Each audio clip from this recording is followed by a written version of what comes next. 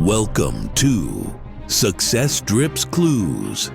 This podcast is all about leveling up your mindset, your opportunities, and your life. If you're ready to think bigger and move smarter, let's get into it.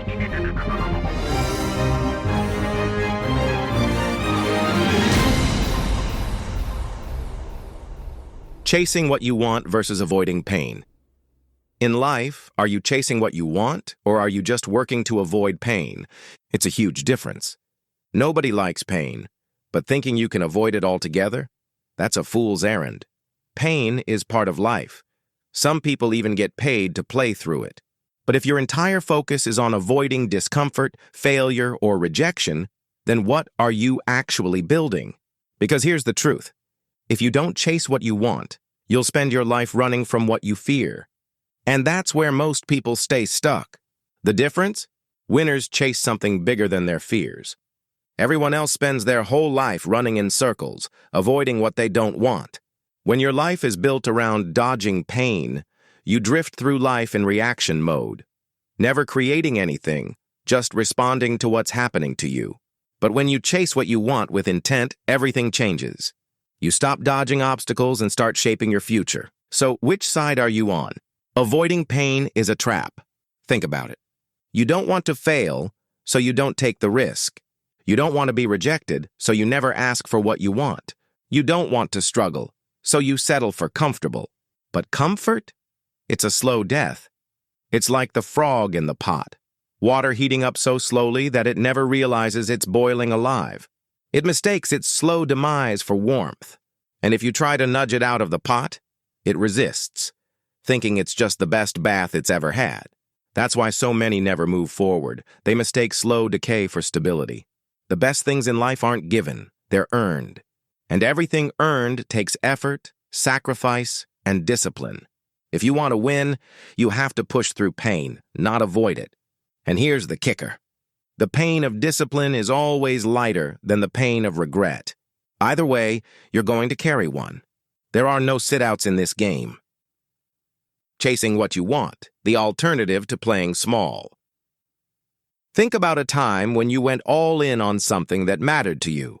A time when you didn't hesitate, overthink, or talk yourself out of it. A time when the goal was so exciting it pulled you forward, and nothing could stop you. That was before fear took the wheel.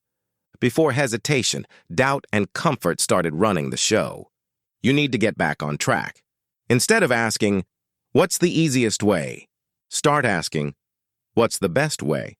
Instead of settling for just getting by, start creating a life worth waking up for. And when you make that shift, you stop running from life and start running toward it. You stop making decisions based on fear and start making them based on vision. That's how growth happens. That's how real success is built. Chase what you want. Face what's in your way. That's the only way forward. You become what you allow. You can't chase what you want if you don't believe you deserve it. Look around at your life right now. Everything in it, the way you live, the relationships you have, the results you see, it's all a reflection of you. You get what you give. You get what you attract. You get what you allow. And that means if you want more, you have to become more. Most people never realize this. Instead, they think life is just happening to them. They blame their circumstances instead of owning their choices. They let the loudest voice in their head, fear, doubt, and past failures, control their future. And here's the biggest lie people believe. This is just how I am. That single thought keeps more people stuck than anything else. Because the truth is, you are not fixed. You are not set in stone. You are not trapped, but you will be, as long as you keep believing that lie. The way you see yourself determines what you allow, what you attract, and what you become. And if you don't change that, nothing else changes. Reframing your identity. At some point, you have to redefine yourself. You have to challenge the version of you that got you here, because that version won't take you where you want to go. Here's a personal story. The moment I realized I was enough. I've always been someone who pays attention. Maybe it comes from my critical nature, or maybe I just had a lot to analyze. Either way, one thing was always obvious. People with money lived differently. I never wanted fame. I never chased status, but I did believe money gives you options. And when you don't have options, that belief drives you. I thought, if I had enough, I could be the best version of myself, without others' imposed limitations. So, I went all in. I took full responsibility for my future. I pulled myself up by my bootstraps and built a great income. I had freedom. I had choices. I had control over my life. But then, I learned something no one had ever told me. Money doesn't change you. It just makes you more of what you already are. I had already resolved to never stop growing.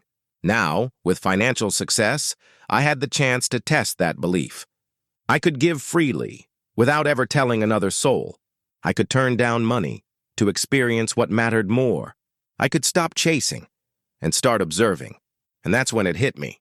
I wasn't as ambitious as I once thought. Not because I was lazy, but because money didn't do for me what I thought it would. It gave me freedom, but it didn't give me peace. It gave me choices, but it didn't give me clarity. It gave me control, but it didn't give me fulfillment. And then I lost it all. Who are you when everything is gone? As the sole provider for my family, as someone wired to achieve, losing everything shakes you. It makes you question your worth. Was I only valuable because of what I had? Without money, who was I? Fear and self-doubt crept in like old enemies, whispering the same old lies. You're not enough. You failed. Without success, you're nobody. And then, I had a moment. I asked myself, if the people I love and respect, my family, my closest friends, if I asked them if I was worthless, what would they say?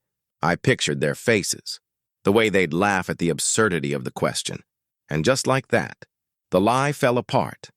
The idea that my worth was tied to my bank account suddenly felt ridiculous. I thought money would allow me to become more, but when I lost it, I saw the truth. Who I am was never dependent on what I had. Sure, having money said things about me, but it didn't create who I am. And if I couldn't take money with me when I left this world, why was I so distracted chasing it for all those years? That's when everything changed. What actually matters? I realized my real purpose wasn't just to accumulate wealth. It was to develop the parts of me that would outlast it after it was all gone. Because in the end, the only things that matter are what you do, how you live, the relationships you grow, the gifts you nurture, the focus you hone, and the thanks you give to God for it all. Everything else? It's just a distraction. How to reframe your identity. Your entire life has been shaped by how you see yourself. If you want something different, you have to start seeing yourself differently. But here's the problem. Your mind isn't always telling you the truth. Think about it. Have you ever looked at old pictures of yourself and thought, was that really me? Or scrolled through past memories and wondered, which version of me is the real one? The truth is, you are not fixed in time. You are living on a spectrum of time, always evolving, always growing. Even if only slightly. But here's the catch. Most people only change in response to pain. They wait until life forces them to grow, instead of deciding to intentionally grow. That's why people stay stuck. They aren't willing to challenge their own identity. If you see yourself as a smoker, quitting is impossible. If you see yourself as someone who always fails, trying feels pointless. If you see yourself as weak, confidence will always feel out of reach. But here's what you need to realize. What if you've been seeing yourself wrong this entire time? Most people think they're self-aware, but their self-image is distorted. It's shaped by past failures, old wounds, the fears they've been feeding for years. If you want to break free, you have to get absolutely clear on how you define yourself. How to see yourself clearly. You don't change by accident. You don't see the truth by default. You have to actively reshape your identity. Borrow the perspective of the people who love you. Ask yourself, if the people I love and respect the most had to describe me, what would they say? Don't dismiss the good stuff, because that's the real you, the version of you that fear and doubt try to hide. Upgrade your thinking. Your mind is a product of what it's been fed. If your thoughts are keeping you small, replace them. Test your thoughts for truth. Read books that challenge you. Listen to people who have broken free. Surround yourself with influences that expand your mindset. Your identity shifts as your beliefs do. Look at your actions, not just your thoughts. Your thoughts lie. Your actions don't. Look at the things you've survived, overcome, pushed through when you didn't think you could. Your actions prove your strength more than your doubts ever could. Use them as evidence. Use them to rewrite your story. Use them to fuel your next step forward. Because once you start seeing yourself differently, everything else begins to change. It all starts with resolve. If you want to break the cycle, you have to decide. Really decide. Not "I'll try." Not "I hope I can." Not "maybe one day." A real decision means no turning back. In Latin, the root of decision means to sever, to cut off any other option. What is resolve? Most people think resolve just means making a decision. But it's more than that. Resolve is a personal contract. Once made, it cannot be undone by excuses or circumstances. It's not just setting a goal. It's eliminating the option of failure. It's making a firm, unshakable commitment and following through, even when it's hard, inconvenient, or uncomfortable. Why most people fail? Most people don't fail because they're incapable. They fail because they make huge, unsustainable promises, overcommit, fail, and reinforce the belief that they're not capable. Try to overhaul everything overnight. And when that fails, they tell themselves, "See, this is just how I am." But that's not how you change. You don't build strength by looking at a weight. You lift it, again and again, until one day, you are strong. A ship doesn't turn instantly even when the captain chooses a different route. The wheel moves long before the shift happens. Real change works the same way. Do the work consistently, and the results follow. Change is the symptom of your effort. Why resolve works? Most people think change comes from motivation, but motivation is unreliable. It fades. It depends on how you feel that day. Most people think change comes from discipline, but discipline alone won't save you.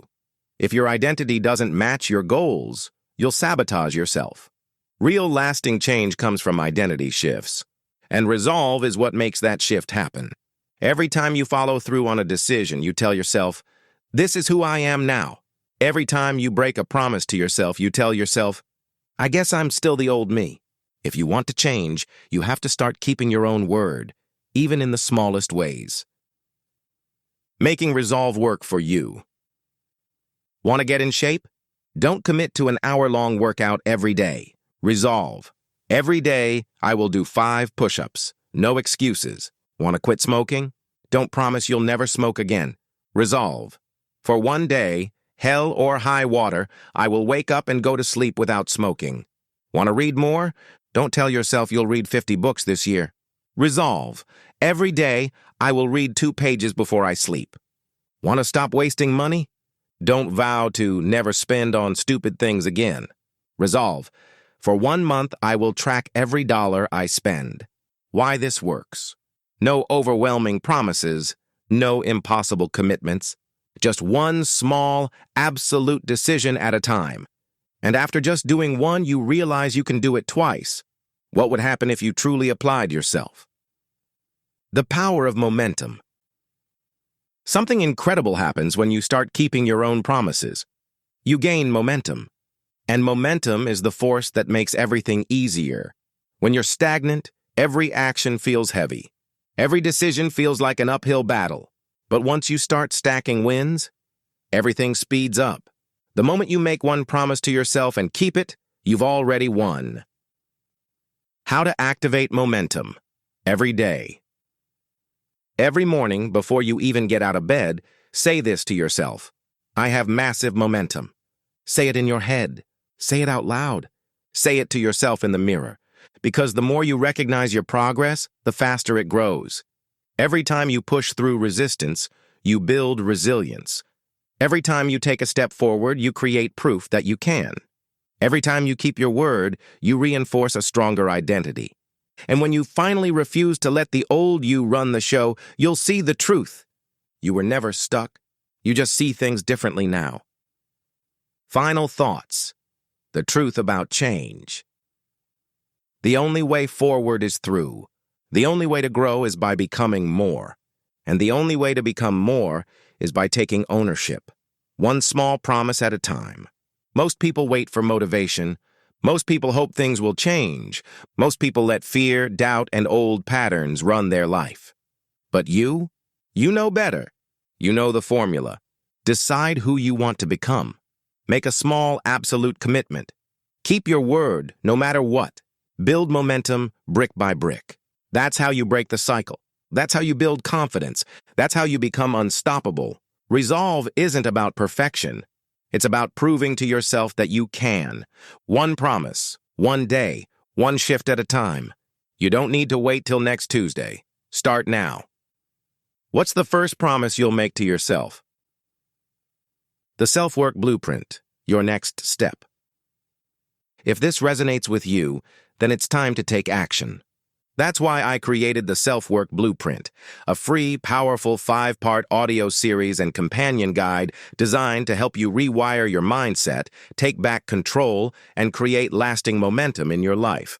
Inside, you'll get a 7-day challenge to reset your thinking, a 90-day plan to follow through, real strategies to break through the cycles keeping you stuck. This is not just another motivational guide.